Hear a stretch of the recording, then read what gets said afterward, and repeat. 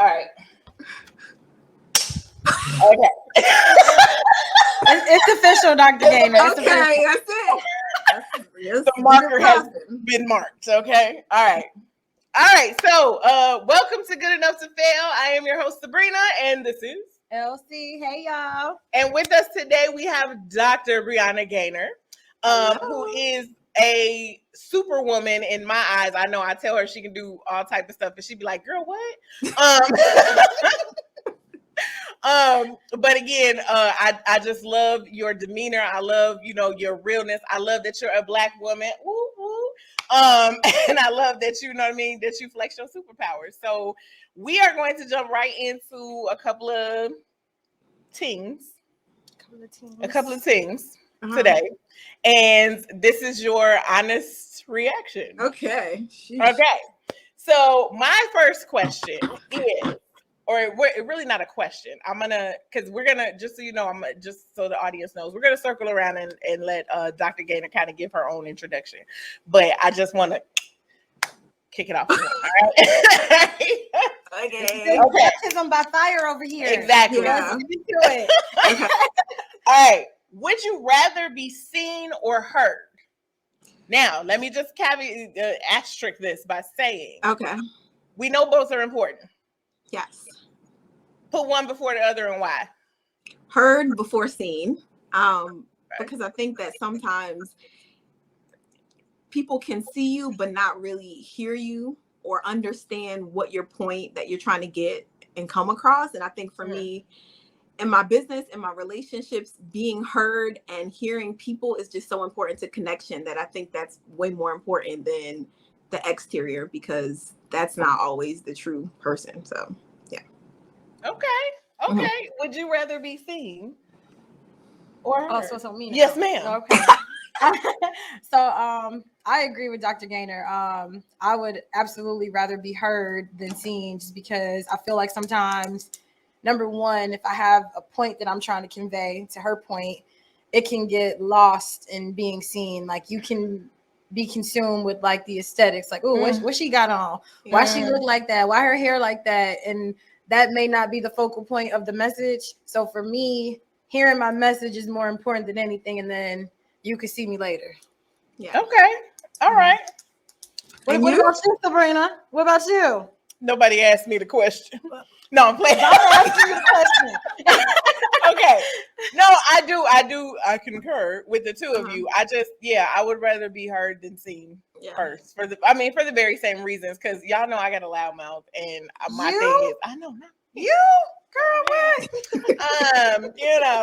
But it's one of those things where I'm like, I'd rather make sure you hear my message. I don't ever have to be seen. I could be, what's the Wizard of Oz? Remember the man behind the curtain? The whiz behind the curtain. Like, I could be that all day. Like, you ain't got to never see my face or anything like that. And I know a lot.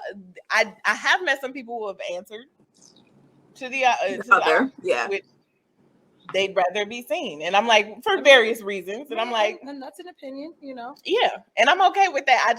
But it always shocks me just because it's different from mine. Yeah. It's always like, I don't understand it.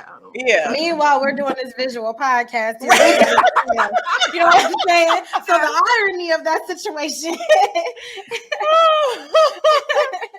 Well, okay. So now I'm going to take a moment.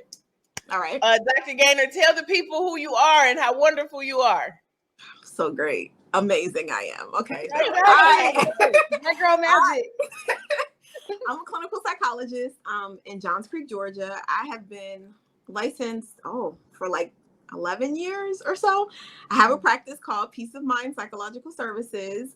And we do therapy and psychological evaluations for children, teens, adults. And I have a wonderful staff that keeps it going. So, and I am really working towards doing more speaking engagements. I love inspiring people, encouraging people about mental health, about the importance of mental health in minority populations specifically. And just about resilience, the fact that we can learn how to develop that skill. It's not just something you're born with. So how do we grow and achieve and be our best selves? That's really my message and my goal, just to inspire people and help them. So yeah, I want you to hear me. You don't never have Amen. Look. There you go. If you hear me and it resonates, then I did what I was supposed to do. So all right. Now when you, because I know you have a knack for speaking to the faith-based community, and we about to ask a question. So just yeah, we about to ask a question. She about to ask a question because it ain't me. You like, not me. Okay. So when you speak to the faith-based community, is that something that you I know you take it seriously, but how do you approach it? Because, right, like we all know that different groups of people can be very sensitive when you kind of pull their coattails about something, right? And so how do you approach that? Yeah. I don't know that there's a huge difference, because I really feel like being real and being authentic and showing that you're human is what really counts to people. I know the sermons that I connect with best are people who are just honest about the struggles that they've been through, honest about the hardships, honest about who they are and that they're not perfect. So I think I just come from that. I think just trying to be something that you're not, really, people don't connect with that anyway. So just being authentic. I think that there's these shirts that say, I can't even think of the way it goes, but it's like, you know, I believe in God, but I'm a little hood too. Like, we have all those parts. Right. So I'm not trying to front like I'm perfect, but that's also important area of my life is my faith. So it's about the balance and how it all comes together to be one person. And I think that as I've grown in my faith, I've become a lot more comfortable with all the pieces and not just trying to be one particular thing, or trying not to listen to the music that I like to listen to, or I'll probably cuss a little more than I should. You know, all those things that just make you human. I think so. Being human and still coming from a place of faith and being honest about the struggles that comes with, I think is really what's going to connect people. And if it doesn't, then those aren't the people who need to hear me in the first place. So, so you're from that Try Jesus, Not Me ministry. He's still working on me, child. Still working on me. So I have a question. So like piggybacking like off of like the faith-based community, and especially as it relates to like mental health, like how do you, because you know amongst our people, yes ma'am, our people, yes, we have this whole, I don't need therapy, I'm gonna just pray it away. Yes. So like how do you, I guess like in your practice and in dealing with people, like if that comes like I guess across your path, like how do you, like what do you have to say to like to speak to that? I think that I try to equate it probably to medical issues. So if you have a medical issue and we talk about healing, yes, sometimes it can happen instantaneously. That is absolutely possible. But a lot of times we go through treatment. We go to doctors and then we're healed and we're blessed, but we did all those things and all those people we believe were put in our path that God placed as a part of the healing. It's the same thing with mental health. That's why there are counselors and psychiatrists sometimes. All of that is to help lead to the healing. So it's no different. So if you would go to the doctor when you don't feel well and you have cancer and you'll go through the treatment and believe that God will get you through, why can't it be the same for mental health? So I think that's, and the other thing that's really interesting that I think used to frustrate me, but I get it. I think a lot of people who are very against mental health will be like, oh, well, but you look like me, so I want to talk to you. And I used to be like, but what does that have to do with anything? But you want to see people